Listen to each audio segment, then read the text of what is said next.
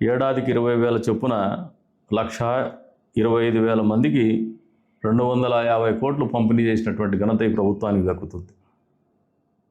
నేతన్నలకు ఉచిత విద్యుత్తు, దాదాపు 500 యూనిట్లు ఉచితంగా మరమగ్గాలకు అందించినటువంటి పరిస్థితి, మగ్గాలకు 200 యూనిట్లు ఉచితంగా అందిస్తున్నటువంటి పరిస్థితి నేతన్నలు అర్థం చేసుకోవాలని చెప్పేసి కూడా కోరుతా ఉన్నాం.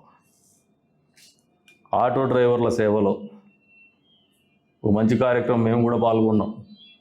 ఏడాదికి 15,000 రూపాయలు, దాదాపు 436 కోట్ల రూపాయలు జమ చేసి 2,90,000 మంది లబ్ధిదారులకు లబ్ధి చేకూర్చినటువంటి ఘనత ఈ కూటమి ప్రభుత్వానికి దక్కుతుందని చెప్పేసి కూడా ఈ సందర్భంగా తెలియజేస్తాను.